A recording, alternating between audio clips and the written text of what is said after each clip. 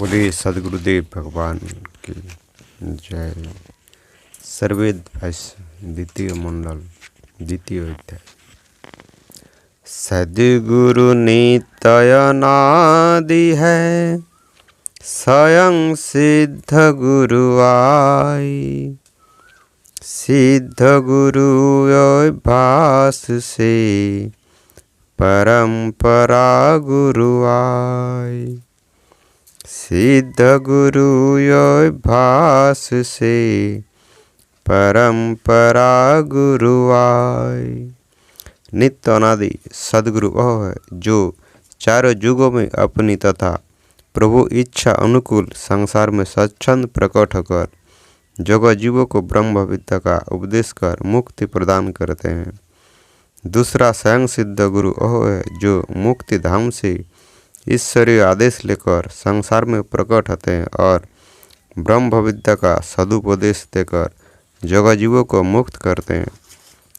तीसरा अभ्यास सिद्ध गुरु वह है जो नित्य अनादि सदगुरु की छाया में उनके दीक्षा उपदेश से विहंगम योग समाधि में घोर परिश्रम कर गुप्त ब्रह्म विद्या का अनुभव साक्षात्कार कर योग अभ्यास से अपने लक्ष्य को पूर्ण प्राप्त कर संसार में ब्रह्म विद्या का विमल प्रकाश फैलाकर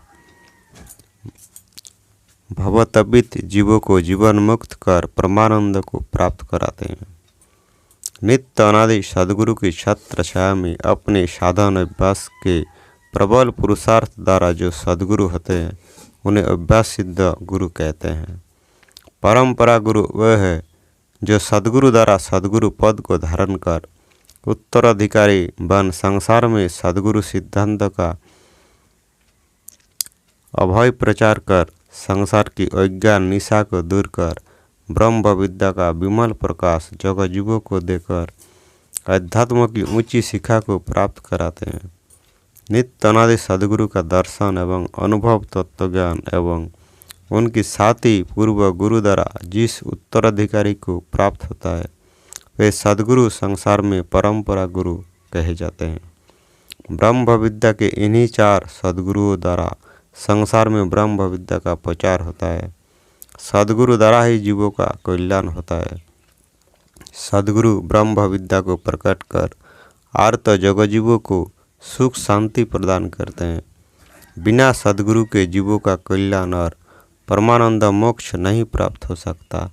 अतएव आध्यात्म विद्या के प्रचारक संसार का कल्याण करने वाले सदगुरु है। सदगुरु सदगुरु बनाते हैं। स्वयं कोई अपने मन से सदगुरु पद को नहीं प्राप्त कर सकता। ना कोई संसारी व्यक्ति ही अपने विचार से किसी को सदगुरु पद दे सकता है। ये तो ईश्वरीय धारा है। जब वह प्रकट होगी तभी सदगुरु पद प्राप्त होगा। संसार में सदगुरु पद सर्वश्रेष्ठ और सर्वपूज्य है। जिज्ञासु चार प्रकार के गुरु शरणागत जान।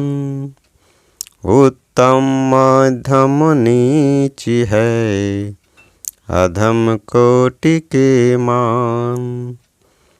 उत्तम मध्यम नीच है अधम कोटि के मान।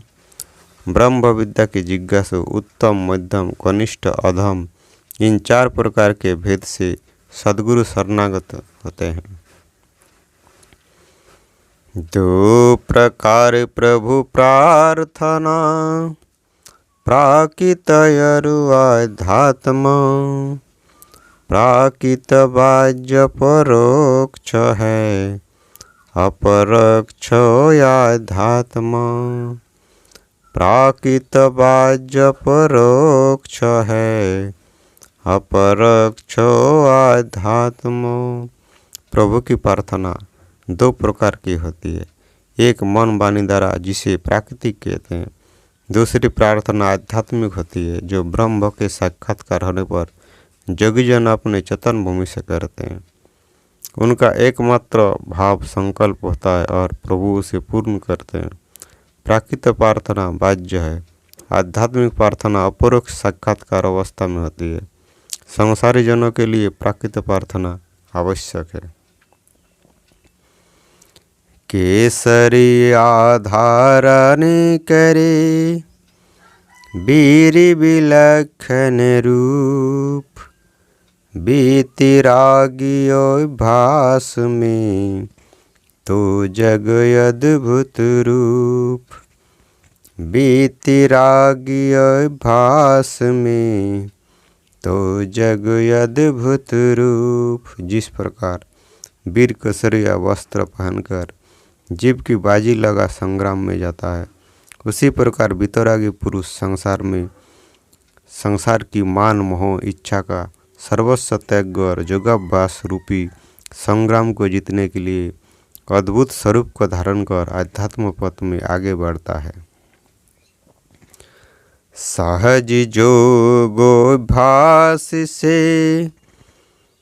दिन दिन जड़ गुण जाई, प्रकट चेतन शुद्ध गुण आत्मिक बल निज आय।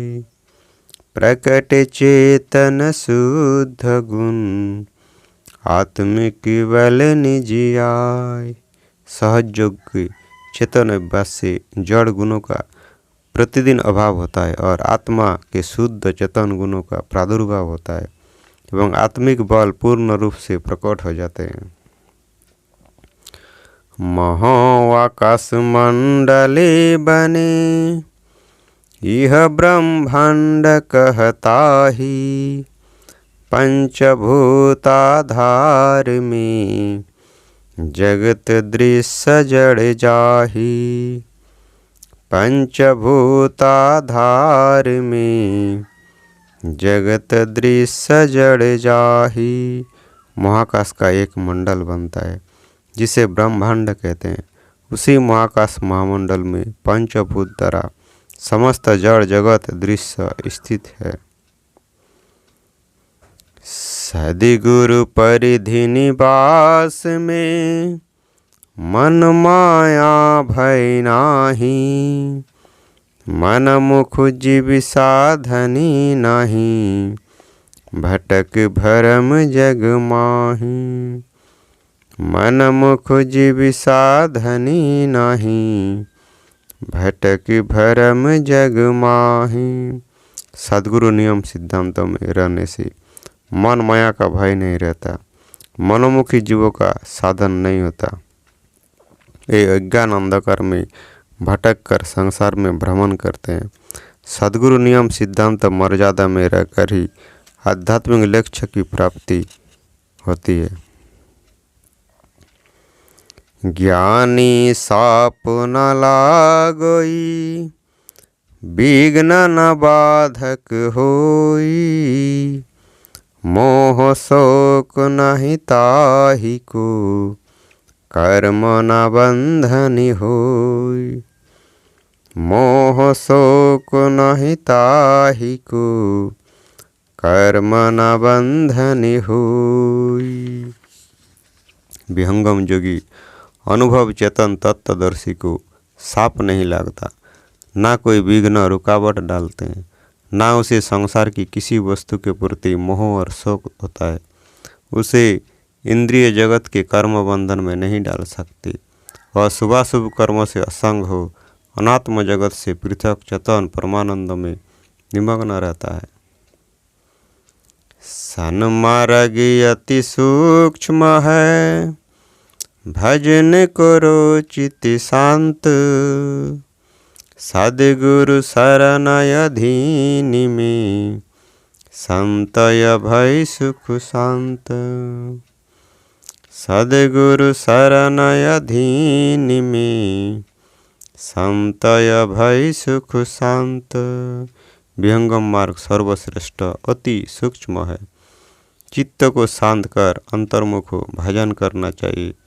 विवेकी संत सद्गुरु नियम के अनुकूल रहकर भजन योगाभ्यास द्वारा अचल और निर्भय सुख शांति को प्राप्त करते हैं। जिज्ञासु आए शरण आत्मसमर्पण कीन, सद्गुरु भाव अनन्य में सार शब्द गति लीन। सद्गुरु भाव अनन्य में, सार शब्द गति लीन। जिज्ञासु सद्गुरु शरणागत हो, आत्मसमर्पण करके उनकी अनन्य शरण भक्ति द्वारा सार शब्द को प्राप्त कर उसी में निरंतर तल्लीन रहते हैं।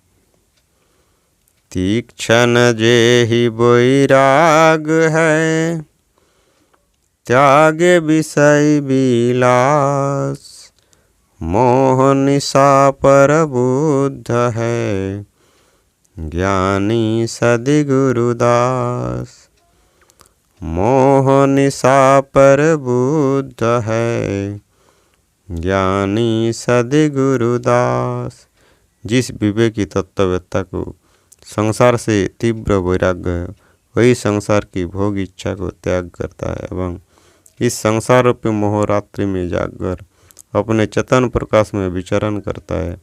वही विवेकी भक्त सद्गुरु का अनुगामी सबक है। बोलिए सद्गुरुदेव भगवान की जय।